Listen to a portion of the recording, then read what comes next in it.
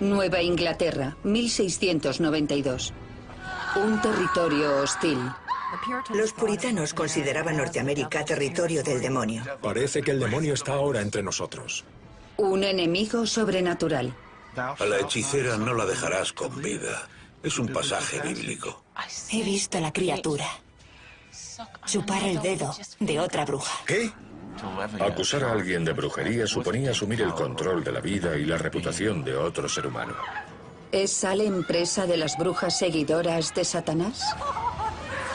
¿O de la locura? Un tribunal corrupto. Me dijeron que si confesara, me perdonarían la vida. Un juez aficionado a la horca.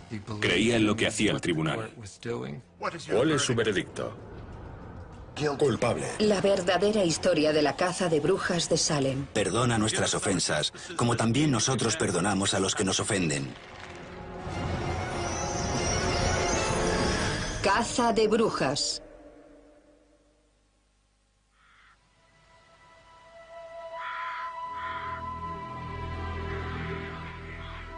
El demonio llevaba durante muchos años tratando de destruir de muchas maneras el reino de nuestro Señor Jesús en esta tierra. Bruja.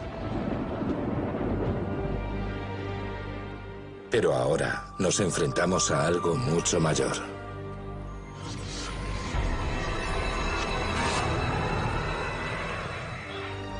Octubre de 1692. Los habitantes de la colonia de la Bahía de Massachusetts creen ser víctimas de una conspiración orquestada por brujas.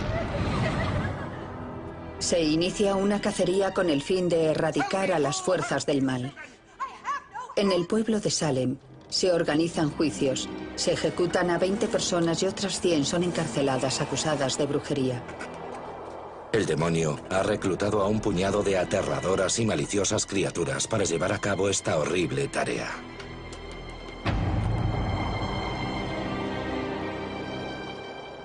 A sus 29 años, Cotton Mather ha sido requerido por el gobernador de la colonia para que deje constancia escrita de la crisis. Este relato de nuestra desgracia incluirá los hechos confesados por las brujas y el sufrimiento de otras personas.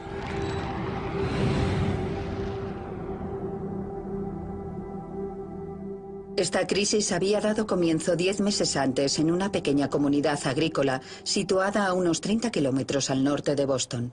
En la aldea de Salem impera la infelicidad. Furiosas facciones se enfrentan por las tierras, el dinero y la religión.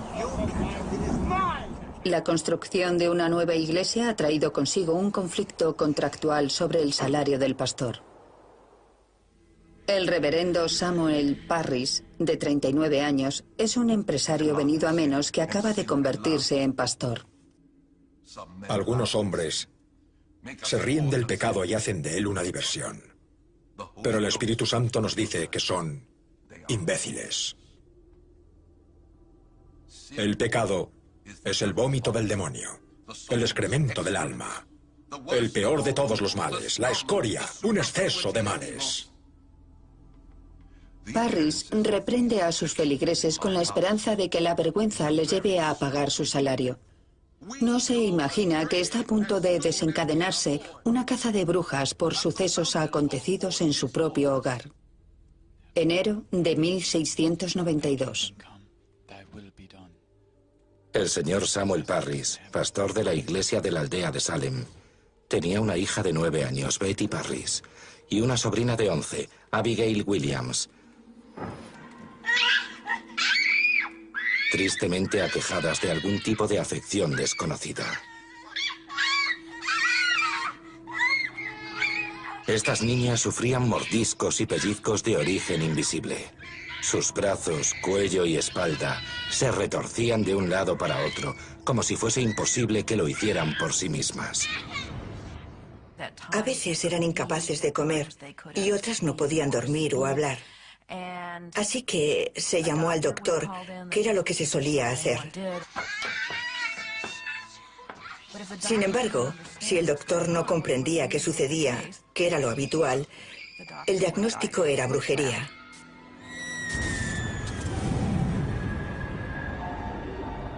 La brujería es una realidad aceptada en la Nueva Inglaterra del siglo XVII. El mundo invisible, lleno de maliciosos espectros y brujas malévolas, es tan real para la mayoría de los puritanos como las rocas y los árboles. Las brujas eran unos seres repugnantes que deambulaban por ahí echando maldiciones y haciendo el mal. Si no me das lo que te pido, echo una maldición sobre tu ganado. Y puede que dentro de 2 semanas tu novilla esté muerta. Es una creencia omnipresente en aquella época. Venía recogida por el marco jurídico del derecho consuetudinario. Era un delito y también un pecado. El delito de brujería estaba penado con la muerte. Cotton Mather había escrito un libro de gran éxito sobre embrujos 3 años antes, el cual incluía el relato de 4 niños llamados Goodwin, quienes, según Mather, eran torturados por brujas invisibles. Los niños Goodwin acusaron a una mujer conocida como Goody Glover de ser la persona que los había embrujado. Goody Glover fue llevada a juicio. La mujer parecía ser irlandesa y afirmó hablar únicamente gaélico. Intentaron que recitara el Padre Nuestro. Cotton Mather afirma en su libro que, a pesar de las veces que se lo repitieron, no fue capaz de recitarlo con exactitud, lo que él consideraba indicio de que era una bruja. En aquella época se pensaba que las brujas no podían recitar con exactitud el Padre Nuestro. Goody Glover fue ahorcada en Boston el 16 de noviembre de 1688, acusada de brujería. La brujería tiene sus orígenes en la magia popular. Desde tiempos prehistóricos ha habido quien ha creído que los hechizos podían mejorar la fertilidad de cosechas y animales, combatir enfermedades, mostrar el futuro o castigar a los enemigos. Uno de los primeros dioses paganos era mitad humano, mitad cabra. Los primeros cristianos añadieron las alas de un ángel caído para convertirlo en su imagen de Satanás. Este demonio de pezuñas partidas necesitaba criados que lo sirvieran, así que reclutó a brujas, aunque también a algunos brujos, a los que pedía que vendieran su alma eterna a cambio de placeres sexuales o favores terrenales. Este trato quedaba documentado en su libro, donde la bruja dejaba una marca con su sangre. En la última década del siglo XV, las iglesias y los gobiernos controlados por iglesias iniciaron en Europa una campaña organizada para destruir todo resquicio de paganismo. Se calcula que durante los siguientes 150 años, 50.000 personas murieron en la hoguera o en la horca. Sin embargo, para 1610, lo peor de las cazas de brujas europeas ya ha pasado. El mundo se adentra en una nueva era de gobiernos seculares y ciencia.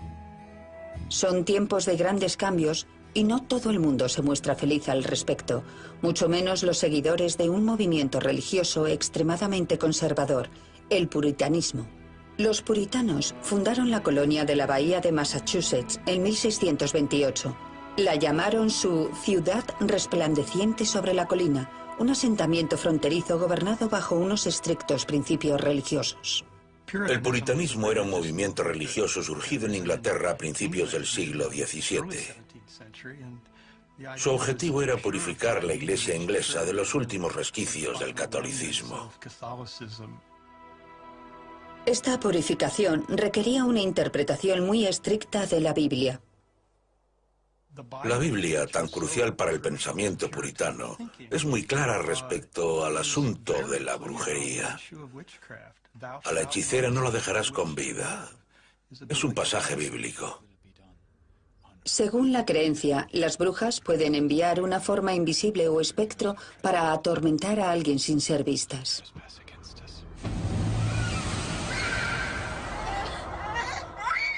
Betty y Abigail se comportan como si fuesen golpeadas por fuerzas invisibles. Pero si las jóvenes están embrujadas, ¿quién las está embrujando? La cacería está a punto de comenzar.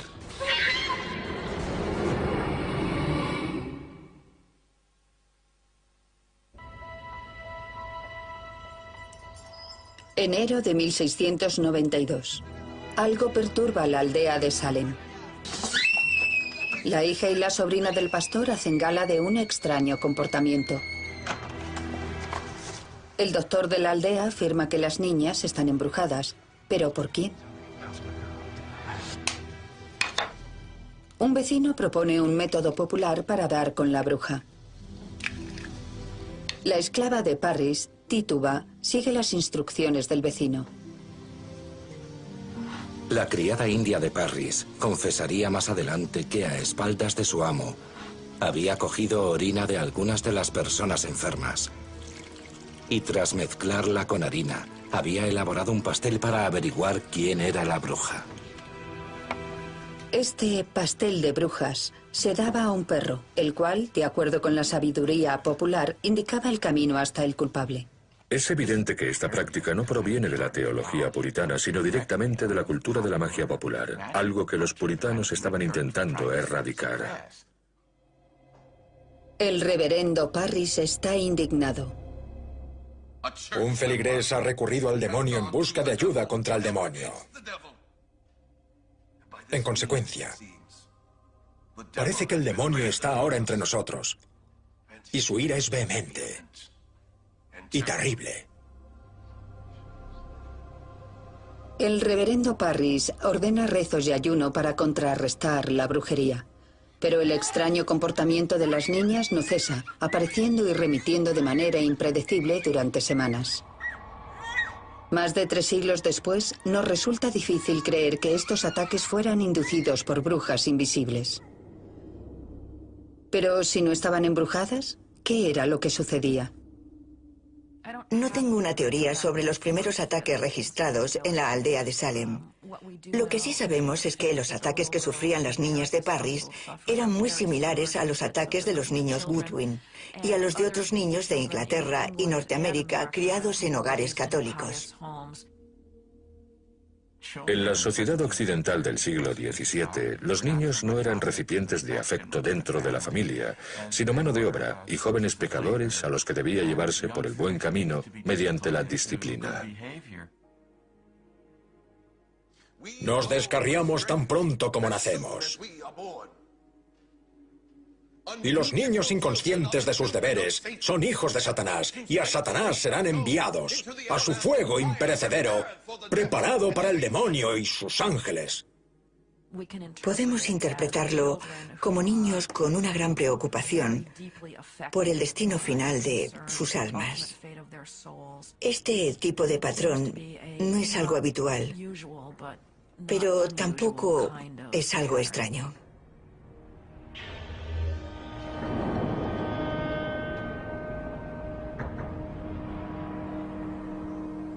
Sin embargo, no todo el mundo está de acuerdo con esta explicación. Hay quien cree que el causante de los ataques de las niñas es un veneno. Hay una teoría según la cual el envenenamiento registrado en Salem se debe básicamente a centeno contaminado, el cual provocaba alucinaciones y todo tipo de síntomas físicos. El cornezuelo es un tipo de hongo que crece en el centeno. Se sabe que las personas que consumen pan con este hongo experimentan disfunciones nerviosas. Los afectados se retuercen de dolor.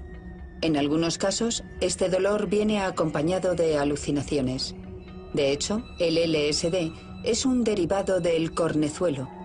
Sin embargo, la teoría del envenenamiento por cornezuelo ha sido rebatida por científicos, entre otros. Algunos de ellos deberían haber muerto por esta causa. Y el hecho de que en un momento dado se comporten con total normalidad, o al menos tengan un aspecto físico completamente normal, sin síntoma alguno, y al poco tiempo comiencen a tener ataques, no concuerda con los síntomas del ergotismo o convulsivo.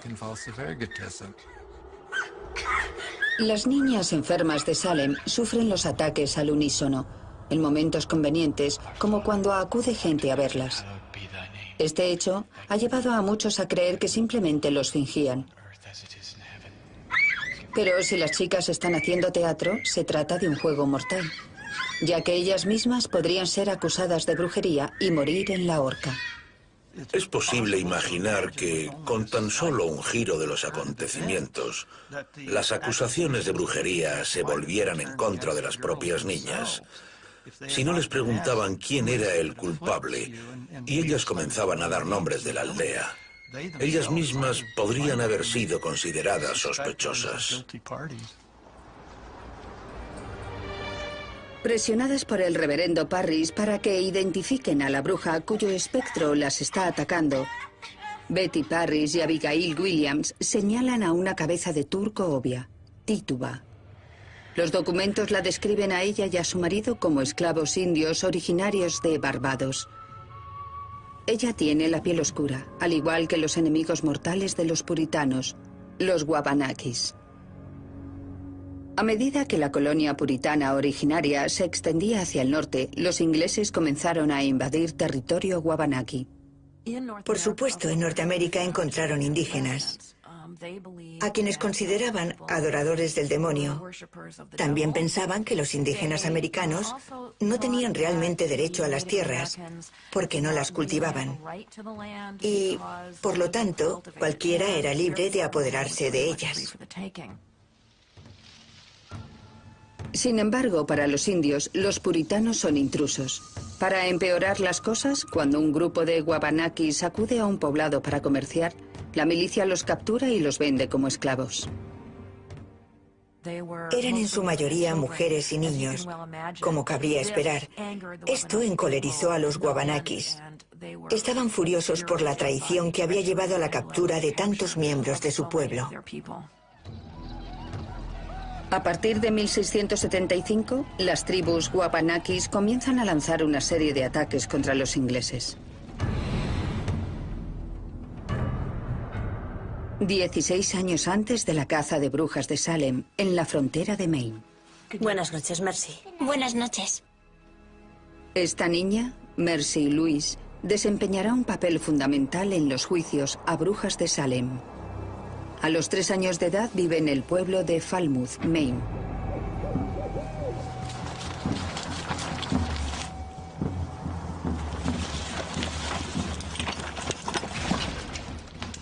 El ataque es rápido y brutal. 23 mujeres y niños son asesinados o capturados. También mueren 11 hombres. Los abuelos, las tías, los tíos y la mayoría de las primas de Mercy están entre las víctimas.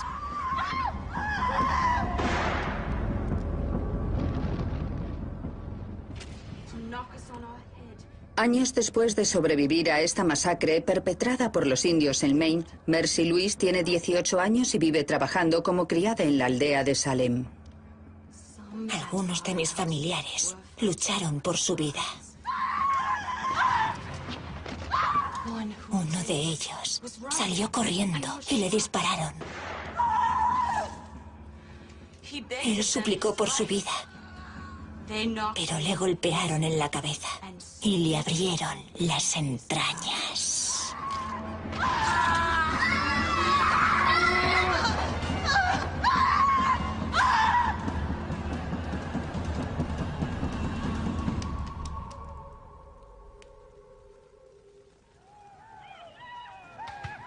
La tregua de 10 años con los indios llega a su fin. Las noticias son desalentadoras. El pueblo de York, en Maine, está en llamas y hay 50 muertos. Los Wabanakis han apresado a 100 personas. En enero de 1692, debía de hacer mucho frío en la aldea de Salem cuando llegaron las noticias de York sobre la incursión india. York no estaba muy lejos, por lo que debían de estar aterrorizados. Poco después de escuchar las noticias de los nuevos ataques indios, Mercy Louise comienza a sufrir ataques al igual que Betty y Abigail. Pronto se les une más gente. Mercy Louise trabaja para la familia Putnam. Ann Putnam, hija, de 12 años, la madre de Ann, de 30, y la prima de Ann, Mary Walcott, de 17, comienzan a actuar como si estuvieran embrujadas. Y este mal parece extenderse. La aldea de Salem es una comunidad muy pequeña en la que todas las afectadas debían de conocerse muy bien. Había niñas pequeñas, adolescentes, veinteañeras y algunas mujeres casadas que también estaban afectadas.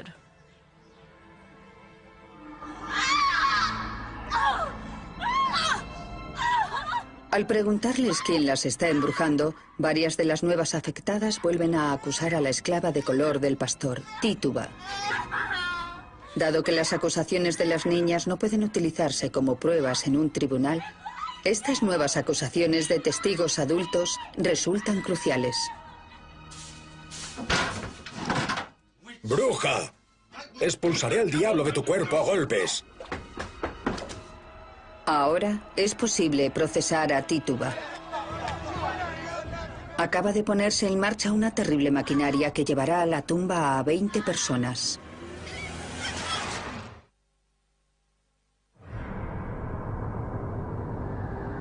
Marzo, aldea de Salem. 7 niñas y mujeres parecen poseídas por horrorosos ataques.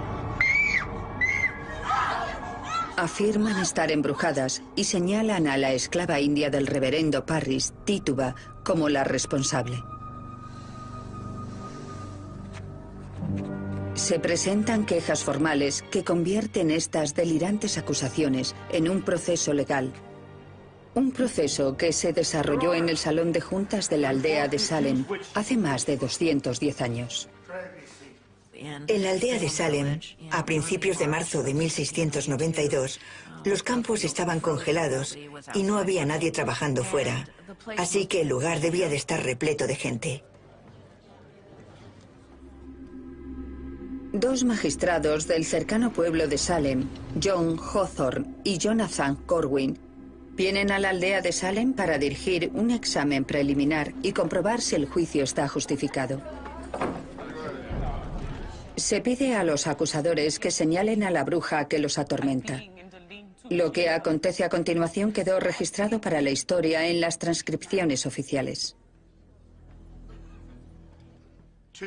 Tituba, ¿con qué espíritu maligno tienes relación? Con ninguno. ¿Por qué haces daño a estas pobres niñas? ¿Qué daño te han causado ellas a ti? Ellas no daño a mí. Yo ningún daño a ellas. ¿Por qué lo has hecho? No he hecho nada. No puede decir cuándo trabaja el demonio. ¿Qué? ¿Te ha dicho el demonio que las hace daño? No. No me dice nada. Hawthorne era un magistrado experimentado que obviamente había examinado a muchos acusados antes.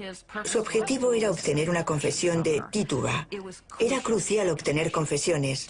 Para obtener una condena en un caso capital se necesitaban 2 testigos del propio acto, por lo que la manera más sencilla de obtener una condena era obtener una confesión. ¿Quién es con quien conversas? Con el demonio, que yo sepa. ¿Qué apariencia tiene cuando las hace daño? ¿Cómo es? ¿Qué forma adopta?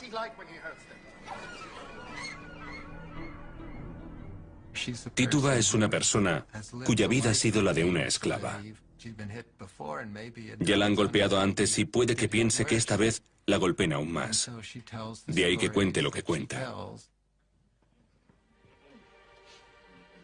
Ayer, yo estar en el cobertizo y ver una cosa, como un hombre, que me dijo que le sirviera. Y yo le dije no, no haría esa cosa. ¿Con qué ropaje se te apareció?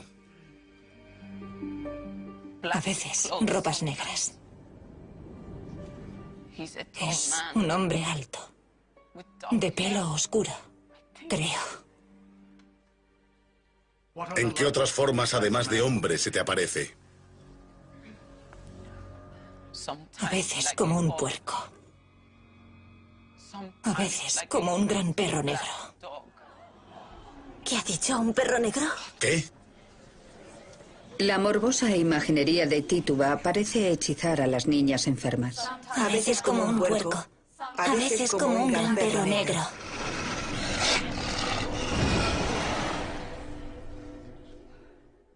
Yo ver un pájaro amarillo.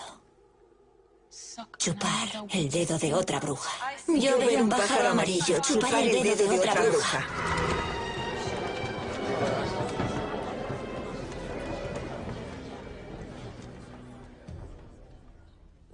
El hecho de que la criada del pastor confesara ser una bruja debió de causar un gran impacto en la gente.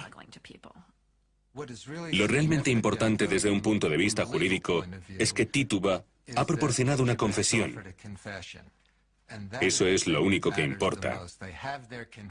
Ahora que tienen su confesión, la brujería es una realidad. Pero Tituba no solo se limita a confesar, también ofrece los nombres de sus compañeras brujas. ¿A quién más has visto? 4 mujeres han hecho algunas veces daño a las niñas. ¿Quiénes son?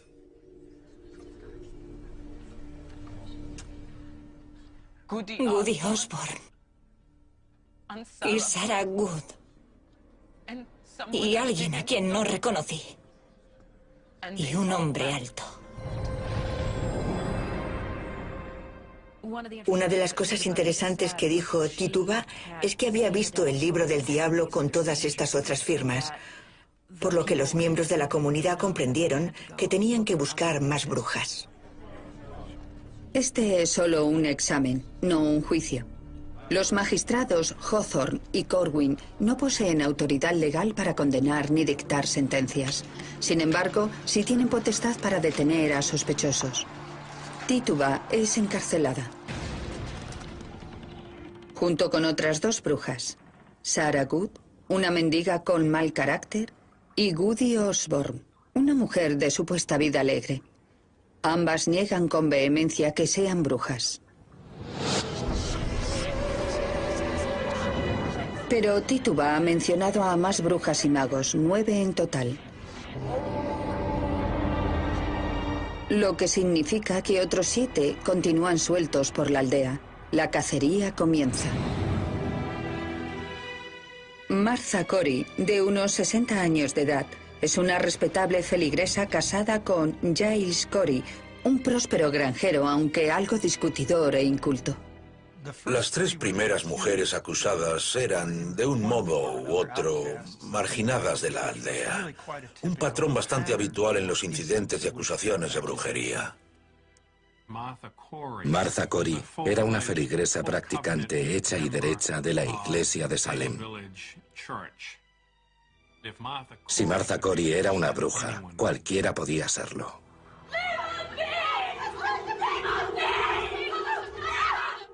Ann Putnam-Nija y Mercy Lewis afirman que el espectro de Martha Corey las atormenta.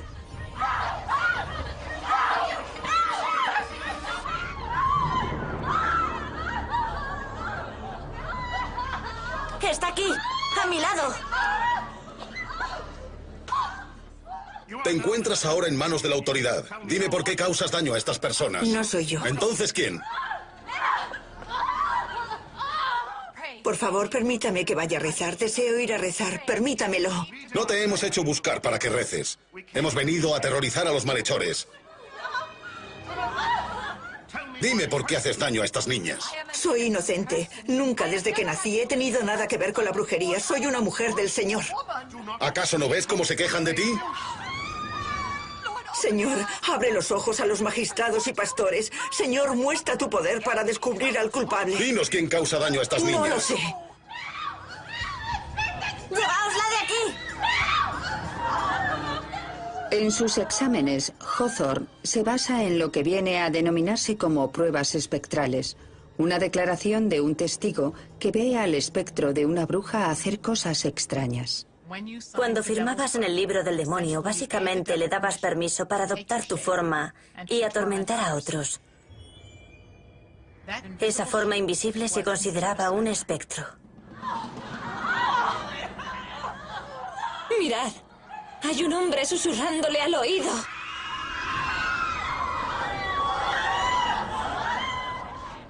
¿Qué te ha dicho? No debemos creer lo que dicen estas niñas. ¿No puedes trastornadas. decirme qué te ha susurrado ese hombre? Yo no he visto a nadie. ¿No le has escuchado? No. Si deseas obtener la misericordia de Dios, deberás hacerlo como Él manda, mediante la confesión. ¿Acaso no has oído las acusaciones de estas niñas enfermas? Te ordeno que dejes de morderte el labio. Mira lo que haces a estas niñas. ¿Qué mal puede haber en ello? No puedo abrir las manos. Detente, Gudicori, nos duele. Detenedla. Hay un pájaro amarillo chupándole el dedo. ¡Bruja! ¡Bruja! ¿Por qué permites que ese pájaro te chupe el dedo? Dime por qué les haces daño o quién se lo hace. No tengo nada que ver. Me vais a ahorcar de todos modos. ¿Qué puedo hacer? Detenedla. Detenedla. Cuanto más protesta, mayor es el enredo en el que se ve envuelta. No hay modo de salir de esta locura.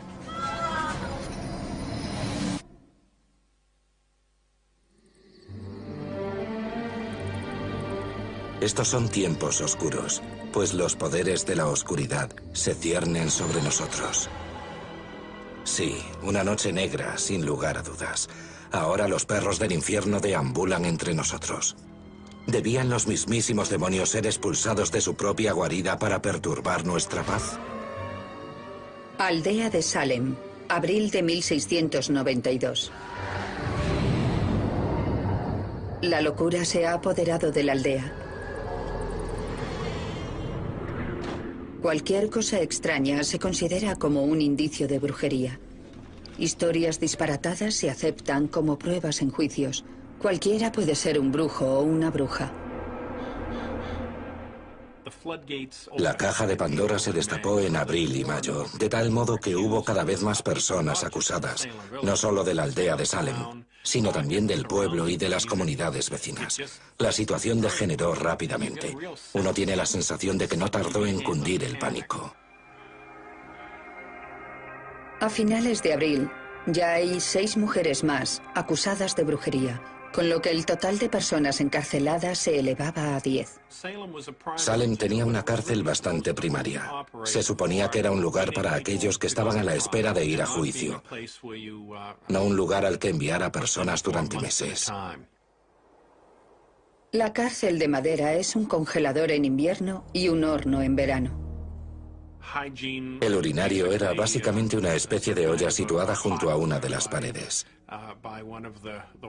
Teniendo en cuenta la gente que había y que no se cambiaba la olla con mucha frecuencia, debió de resultarles especialmente traumático. Si una persona era una bruja, a menudo se daba por supuesto que su familia también podía serlo. Una de las primeras en ser acusadas, Sarah Good, es encarcelada junto con su hija de 4 años, Dorcas. Tras 8 meses en estas condiciones, la pequeña acabaría perdiendo la cabeza. Cualquier persona acusada de brujería es culpable hasta que se demuestre lo contrario. Aún no se ha condenado a nadie, pero sus vidas ya se han arruinado. Acusar a alguien de brujería suponía en realidad asumir el control de la vida y la reputación de otro ser humano de la aldea. Las acusadas de brujería eran interrogadas mientras estaban encarceladas. También se las desnudaba para que los investigadores pudieran hallar reveladoras marcas de las llamadas tetillas de bruja. La creencia era que el diablo se comunicaba con sus brujas a través de animales que vivían en sus casas.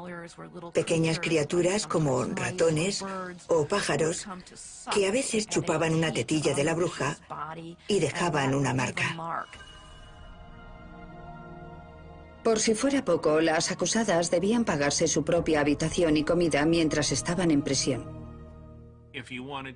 Si querías comida o bebida, el carcelero te las daba, pero tenías que pagar por ello. Y si querías buena paja o ropa de cama limpia cada semana, también tenías que pagar por ello.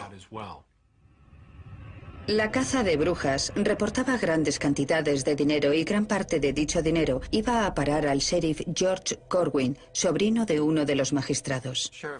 El sheriff Corwin era familiar del magistrado Corwin y de otras personas presentes durante los juicios. Hay algo incestuoso en todo esto. No es posible que las autoridades no fuesen conscientes de lo que hacía el sheriff Corwin. Resulta inverosímil. El sheriff George Corwin confisca muchas de las propiedades de las acusadas de brujería. A medida que arrestaban y se llevaban a algunos de los acusados, Corwin acudía a sus casas y se apropiaba de sus pertenencias. No tenía derecho alguno a hacerlo, pero Corwin se llevaba todo lo que podía. Puede que los Corwin fomentaran la caza de brujas para llenar sus propios bolsillos. Quizás otros utilizaran las acusaciones de brujería para saldar cuentas pendientes. En la aldea de Salem no escaseaban las viejas rencillas. Los habitantes de la Nueva Inglaterra del siglo XVII eran muy aficionados a llevarse entre sí a los tribunales y a demandarse, y creo que existe una motivación histórica. Algo cierto de la cultura popular inglesa es que era bastante violenta. A la gente le gustaba golpearse, había mucha violencia física, y una de las cosas que intentaron purgar en su comunidad modélica fue dicha violencia física. Así que, en lugar de pegarse entre sí, los puritanos animaban a la gente a demandarse. En la aldea de Salem, un apellido aparece como demandante en muchos de los pleitos. Putnam. Thomas Putnam, hijo, de 40 años. Thomas y su mujer Anne son devotos practicantes y fervientes seguidores del pastor Samuel Parris. Samuel Parris contaba con importantes opositores en la aldea de Salem, pero también con poderosos seguidores. De estos últimos, uno de los más poderosos era un gran clan llamado los Putnam, que acabaría prácticamente por dominar la política de la aldea durante muchos años. Thomas y la mayoría de los miembros del clan apoyaban la idea de que la aldea de Salem tuviera su propia iglesia. Muchos otros preferían caminar 8 kilómetros hasta la iglesia del pueblo, en lugar de pagar el doble de impuestos por tener una cerca. Durante años, este asunto dividiría a la aldea de Salem en dos furiosas facciones. Existe una clara continuidad entre las viejas líneas entre facciones y el patrón del comienzo de las acusaciones de brujería en 1692. Se trata de una sorprendente correlación. Thomas Putnam y las mujeres de su familia, su hija, su mujer, su sobrina y su criada Mercy Louise, son responsables de 181 acusaciones de brujería. El hermano de Thomas, Edward, participa en 13 casos. El cuñado de Thomas, Jonathan Walcott, en otras 7 cacerías de brujas. Aquellos que han perjudicado en algún momento al clan Putnam son denunciados acusados de brujería, como George Burroughs. El reverendo George Burroughs, de 42 años de edad, es un ingenioso licenciado de Harvard con 3 matrimonios a sus espaldas que ocupó el puesto de Samuel Parris como pastor de la aldea 10 años antes, de 1680 a 1683. El periodo de ministerio de George Burroughs en la aldea fue muy convulso. Los aldeanos comenzaron a retener su salario, que era la táctica habitual cuando se enemistaban con sus pastores. Eso significaba a su vez que Burroughs no podía pagar sus propias deudas. Burroughs había tomado prestado dinero de un Putnam. Cuando no pudo devolverlo, Burroughs fue arrestado. Sin embargo, durante el juicio alegó con éxito que no podía pagar las deudas hasta que el pueblo le pagara su salario. Aunque la deuda quedó finalmente saldada, los Putnam nunca olvidaron esta humillación ante el tribunal. Cuando comenzó la caza de brujas en 1692, Burroughs trabajaba como pastor en los remotos asentamientos fronterizos de Maine. Había sobrevivido a los brutales ataques indios que habían matado a muchos de los familiares de Mercy Louise, pero no consiguió sobrevivir a los vengativos Putnam de la aldea de Salem. En la tarde del 20 de abril de 1692, Anne Putnam, hija, afirma que el espectro invisible de George Burroughs viene y habla con ella. Declaró que Burroughs le había confesado no solo que era el líder de las brujas y que había matado a sus dos primeras esposas, sino también que había matado a la esposa y a la hija de su predecesor. Y, lo que es más importante, que había embrujado a los soldados que combatían contra los indios en la frontera de Maine.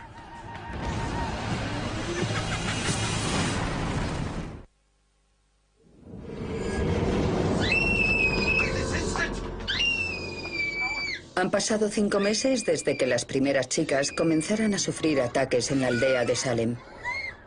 Ahora, en mayo de 1692, la cacería de las brujas que provocan los ataques está a punto de convertirse en una crisis que se extenderá a toda la colonia de la bahía de Massachusetts. ¿Ha bautizado a sus hijos? George Burroughs ha sido traído hasta la aldea de Salem desde Maine. Durante el interrogatorio preliminar, el reverendo Burroughs hace gala de una actitud insolentemente relajada hacia el ritual religioso. ¿Cuándo participó por última vez en la Eucaristía? Hace tanto que no podría decirlo. ¿No puede recordar la última vez que asistió a una ceremonia dominical? Estuve en una reunión en Boston, parte de un domingo, y en otra en Charlestown. El sacramento se celebró en ambas ocasiones, pero no tomé parte en ninguna de las dos. ¿Está su casa de la bahía de Casco, como algunos afirman, encantada y llena de sapos? Encantada no. Pero sí que hay sapos en verano. Pregúntale si ha oficiado algún bautismo. La detención de George Burroughs capta la atención de toda la colonia. Cotton Mather y otros clérigos están especialmente preocupados. Ya conocen a George Burroughs, un pastor renegado que nunca ha sido ordenado de manera formal por la Iglesia puritana. Para ser ordenado como pastor, debías poseer una congregación organizada formalmente de feligreses. Burroughs nunca consiguió tener una congregación organizada. Para Cotton Mather, Burroughs representa todo lo negativo de una colonia que se desvía de su propósito religioso original. Muchos de los colonos de Falmouth, Maine, llevaban una vida demasiado pagana, sin ninguna religión instituida. Los magistrados tienen el poder legal de interrogar a Burroughs, pero no de condenarle o ahorcarle. Las cárceles locales están abarrotadas de acusados de brujería en espera de juicio. El 27 de mayo, el gobernador ordena que se convoque un tribunal especial en el pueblo de Salem. El jurado estará compuesto por hombres de todo el condado y el tribunal por distinguidos jueces. Ninguno de los jueces contaba con formación en materia jurídica. Unos eran comerciantes y otros líderes de la colonia. El presidente del tribunal, William Stoughton, es también lugarteniente del gobernador de la colonia. Es un puritano con fama de estricto y dogmático. Este tribunal especial se diferenciaba de los tribunales actuales en que el acusado no tenía derecho a un abogado. No había abogados de la defensa en el derecho inglés del siglo XVII. Las acusadas de brujería deben defenderse por sí mismas, una tarea compleja al hacer frente a las pruebas espectrales. El primer caso visto por el tribunal oficial es el de Bridget Bishop, de unos 50 años de edad. 12 años antes ya había sido juzgada por brujería y declarada inocente. Pero esta vez, las reglas parecen ser diferentes. Uno de los testigos contra Bridget Bishop era un hombre de 32 años llamado John Lauder, que afirmaba que unos años antes, Bridget Bishop había entrado sigilosamente de noche en su cuarto. A altas horas de la madrugada sentí un fuerte peso sobre el pecho y al despertarme pude ver, iluminada por la luz de la luna, a Bridget Bishop o a alguien con su mismo aspecto sentada en mi estómago.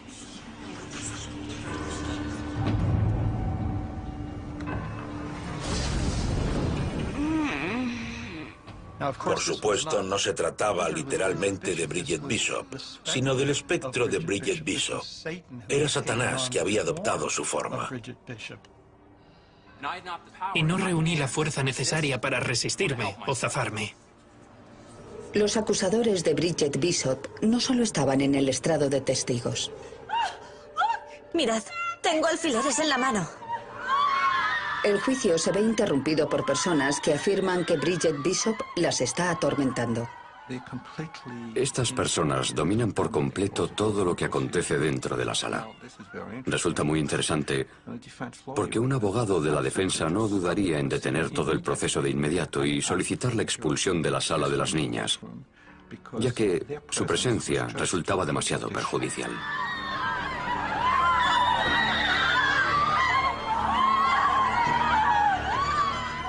Pero en 1692 no hay abogados defensores que puedan protestar. Sus dolencias son necesarias como pruebas para ahorcar a las brujas. O bien alguien le clavó los alfileres, o bien se los clavó ella misma. No puedo pensar en otra alternativa, así que sospecho que se trata de un fraude. Los alfileres son un fraude, pero eso no significa que debamos desechar todo lo demás por ser un fraude. En psiquiatría, si alguien hace algo de manera involuntaria, no se trata realmente de fraude. Hoy en día, los psicólogos saben que existen casos de fraude involuntario, comportamientos estrambóticos y deshonestos más allá del control de cualquier persona. En aquellos tiempos se consideraba brujería. En el siglo XXI se denomina trastorno psicógeno masivo. Diferentes etiquetas, mismo comportamiento. Atrapadas en una ola de hipocondría masiva, las enfermas de Salem comienzan a imitar los síntomas que ven en las demás. Estas chicas se dejaron llevar. Existía esta idea de destacar por encima de las demás, por lo que la dolencia se extendió y todas querían ser el centro de atención. ¿Cuál es su veredicto? Nosotros, el jurado, hallamos a la acusada culpable. Culpable, ha sido culpable.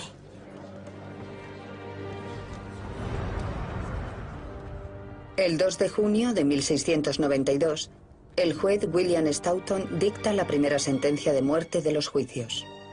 Habiendo sido hallada culpable de los delitos y los actos de brujería de los que fue acusada, y habiéndose dictado sentencia de muerte en este sentido en su contra, tal y como ordena la ley, Sus Majestades, los reyes Guillermo y María, ordenan este viernes, 10º día del presente mes de junio, el traslado de la mencionada Bridget Bishop de la cárcel de Sus Majestades en Salem al lugar de ejecución, donde se la colgará por el cuello hasta que fallezca.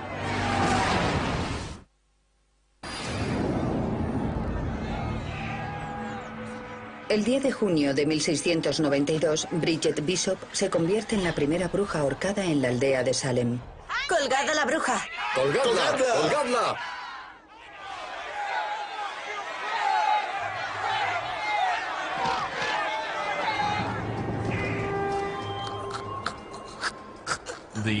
Al quitarle la escalera, la condenada se balancea de un lado a otro, por lo que no se le rompe el cuello, sino que muere ahogada lentamente en función del peso.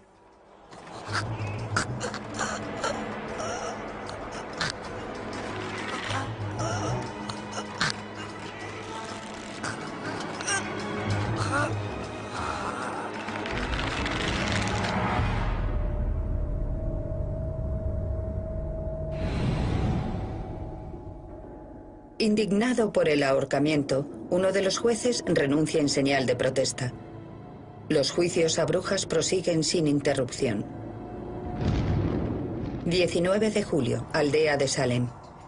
5 mujeres más son ejecutadas. Rebecca Nurse y Sarah Wood, habitantes de la aldea, y 3 más de pueblos vecinos. Son ahorcadas porque se niegan a confesar y a acusar así a otras mujeres. Ha hecho acto de aparición un extraño patrón. Aquellas mujeres que, como Tituba, confiesan sus actos de brujería y dan el nombre de otras brujas, no son condenadas. Querían más confesiones, por lo que ofrecían a los acusados un trato implícito. Si confiesas, no te ejecutamos. Pero no todo el mundo está dispuesto a aceptar ese trato de autoinculpación.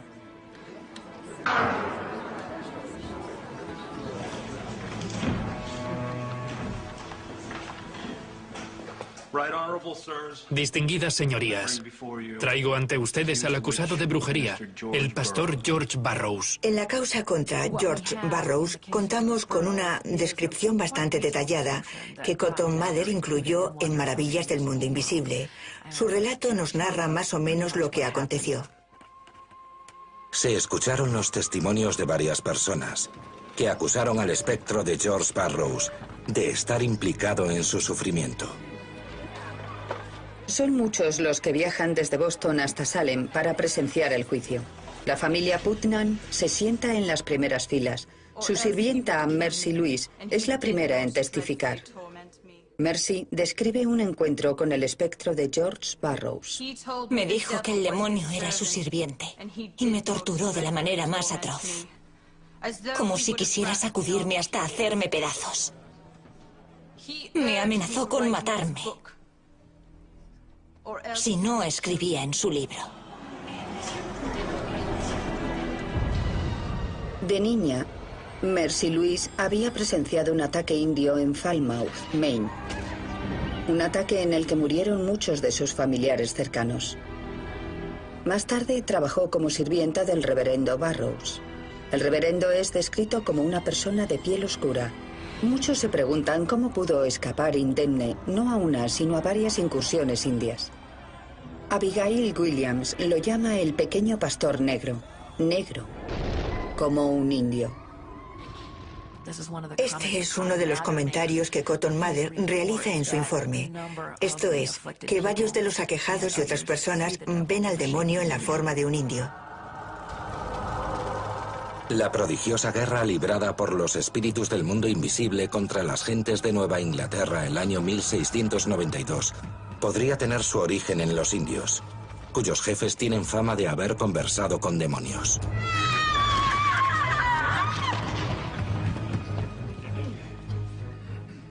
George Burroughs, ¿tienes algo que alegar en tu defensa?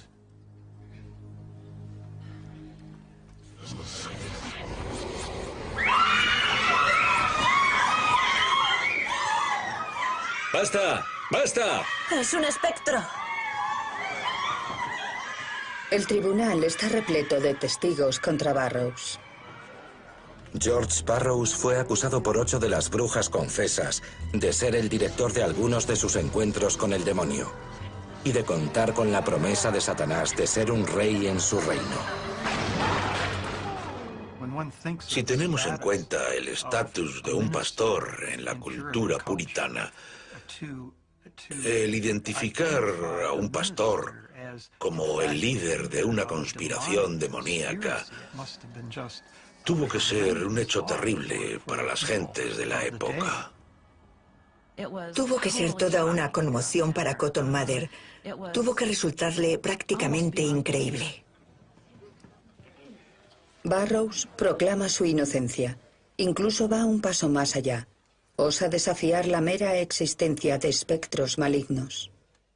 Mantengo que no existen, ni han existido brujas que hayan firmado un pacto con el diablo y puedan enviar a un demonio para atormentar a otras personas desde la distancia. El abierto desafío de Burroughs a la teología puritana es blasfemo. Nosotros, el jurado, hallamos al acusado culpable. Culpable, culpable, culpable. 19 de agosto, día de la ejecución de George Burroughs. El pastor Cotton Mather realiza el largo viaje desde Boston para presenciar el ahorcamiento.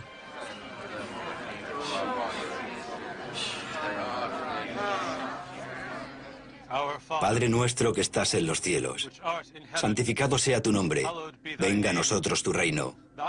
Hágase tu voluntad así en la tierra como en el cielo. Con la soga alrededor del cuello, Burroughs comienza a recitar el Padre Nuestro. El propio Cotton Mather ha escrito que esto es algo que las brujas no son capaces de hacer. El pan nuestro de cada día, dánosle hoy. Y perdona nuestras ofensas, así como nosotros perdonamos a los que nos ofenden. no nos dejes caer en la tentación, y líbranos del mal. Amén. Imagine el aplomo necesario para, estando literalmente frente a la muerte, recordar el Padre Nuestro. Yo no creo que hubiese sido capaz en esas circunstancias. Y los registros indican que la multitud prácticamente avanzó en tropel para evitar el ahorcamiento. Ha recitado el Padre Nuestro. Escuchadme. Recordad que George Burroughs no ha sido ordenado como pastor. El demonio se transforma a menudo en un ángel de luz. Cotton Mather, que había venido desde Boston para presenciar el acontecimiento, silenció a la muchedumbre y les garantizó que este hombre era culpable de las acusaciones vertidas contra él. El ahorcamiento era justo. Y así es como se desarrollaron los acontecimientos.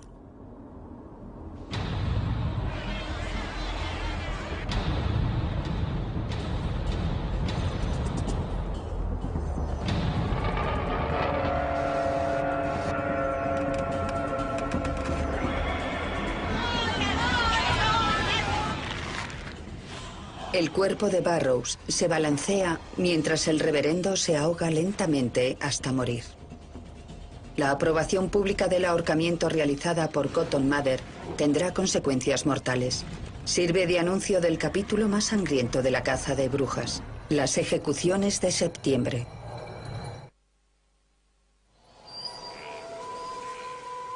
Septiembre de 1692. Último y más sangriento capítulo de los juicios de brujas de Salem. Para finales de mes, 9 personas más habrán muerto ahorcadas o de manera más brutal. Giles Corey, esposo de la acusada de brujería Martha Corey, se ve ahora él mismo acusado. Sin embargo, cuando Giles es procesado, este se niega a seguir el juego.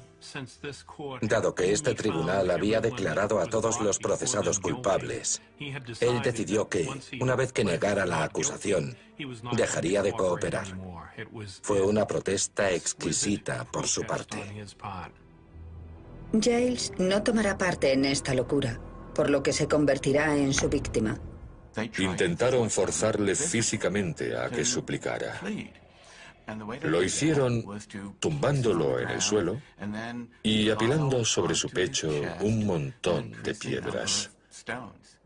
Continuaron colocando piedras y esperando. Fueron necesarios 2 días.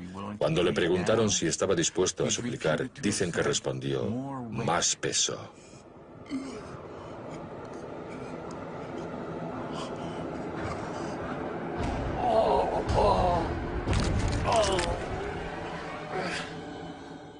Acabó muriendo. Un final terrible. Pero nunca le llegaron a acusar de brujería. La mujer de Giles Corey, Martha Corey, también se niega a confesar los actos de brujería y es ahorcada 3 días más tarde, el 22 de septiembre de 1692, junto con otras 7 personas que se niegan a confesar un delito que no han cometido o a acusar a sus vecinos con tal de salvarse.